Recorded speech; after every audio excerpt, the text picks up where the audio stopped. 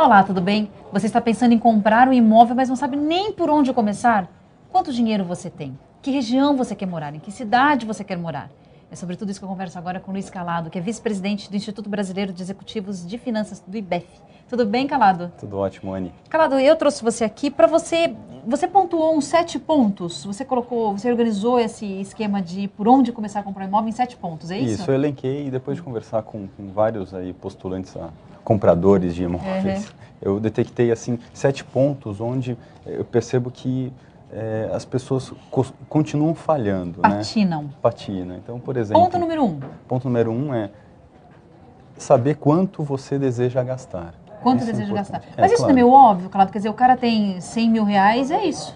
Não, não é. Muitas pessoas financiam um imóvel. Então, saber antes quanto você quer gastar evita que você compre algo fora do seu orçamento. Entendi. Né? Eu brinco um pouco com a pessoa que vai comprar o automóvel. Né? Você vai numa concessionária de automóvel, se você não tem muito claro quanto você quer gastar, você sai com o toque de linha. É verdade, sai com Mustang. Isso. Não pode. E a compra de imóvel, ela é muito emocional. Tá? Então, o primeiro ponto é saiba quanto você deseja gastar. Perfeito. Segundo ponto? Segundo ponto é você tentar simular um financiamento. Ótimo. Tá? Isso é fácil de fazer? Pelos bancos? Como é que é? Sim, tem muitos sites de bancos que já possuem essa ferramenta de simulação. Você pode, inclusive, sair com crédito pré-aprovado. Isso é bastante interessante numa discussão comercial com o corretor, com o proprietário, você já tem uma carta de crédito. Isso é importante. Então, você precisa simular o financiamento até para perceber se você consegue acomodar a parcela no seu orçamento. E sempre perguntar pela tal da CET, que eu aprendi recentemente, que é o custo efetivo total, né, Calado? Isso é importante também. Que é os juros, quanto que você vai pagar ali, né? Quanto você paga de juros é importante até para detectar onde você deve se financiar, né? Mas as pessoas estão no passo anterior ainda, né? Esquecendo quanto que elas precisam prover por mês para se financiar, né? Isso só com uma simulação que você consegue. Ótimo, então quanto deseja gastar, simule o financiamento. Terceiro ponto?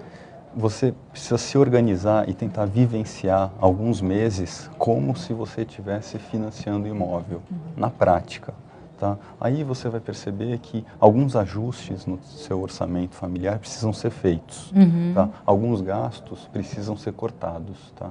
Mas isso é importante você fazer antes. Perfeito. Né? Caso contrário, você não paga o seu financiamento, a sua parcela mensal. Quarto ponto?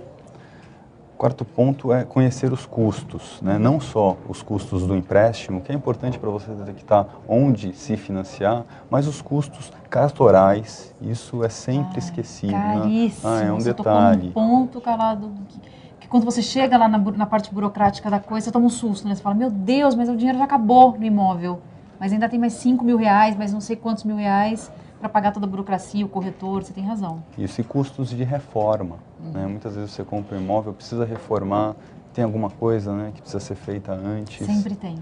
Sempre tem. Imóvel novo, imóvel usado, sempre tem alguma coisa que você quer mudar, né? Isso, mesmo nos imóveis novos, né, a pesquisa que fiz aí com umas dezenas de pessoas aqui, você entra na casa, você tem o desejo de mudar alguma coisa, de padronizar algo, e isso é um custo. Precisa estar previsto, senão vai impactar no seu financiamento, né, como que você consegue pagar as parcelas. Quinto ponto, Calado, quando a pessoa está procurando um imóvel, o que ela deve observar? Checar o imóvel. Né? Mas isso não é meio óbvio? É óbvio, mas ainda assim as pessoas esquecem. Não vai lá ver? Não vão. O momento da compra do imóvel é um momento emocional, né, onde você não olha com todo o cuidado. Né? E o vendedor, né, geralmente, ele incentiva, né, ele mostra os pontos positivos do imóvel. Né? E você deixa todo uma parte aí que pode gerar problemas, né, como áreas sensíveis que dão problemas de vazamento. Você precisa fazer uma busca mesmo, uma investigação cuidadosa. É isso que eu aponto também no meu livro. Se bate sol, quem quer ter o vizinho, se a rua tem segurança, se tem um monte de, sei lá, tem que ir lá, tem que ver, né, Calado? Sexto ponto. Pensar no futuro, né? Sua família vai crescer ou vai diminuir? Né? Se você já tem um filho em idade de universitário, ele pode desejar estudar fora, né? Em outro estado, em outra cidade, então sua família diminui. Né? Não adianta você comprar um um imóvel de 4 quartos, se em 2 anos seus 2 filhos de 25 anos, estão indo vão embora, sair de né? casa, podem casar, exatamente. Da mesma forma, não adianta comprar um imóvel, né, se você, de 1 quarto, se você já está pensando em ter 3 filhos. Né? Calado, e o 7º último ponto, qual seria? As pessoas precisam lembrar, né, ter em mente que os rendimentos, né, nossos rendimentos sobem e descem. Né? Algumas vezes, as empresas, né, hoje em dia se fundem, outras desaparecem. É preciso ter um colchão para se preparar, né, para eventualidades. As pessoas também adoecem, enfim. Quando você planeja o seu financiamento, a sua compra de imóvel, precisa ter uma reserva para lidar com essas situações. E de Isso quanto seria importante. essa reserva? Você tem uma média, assim?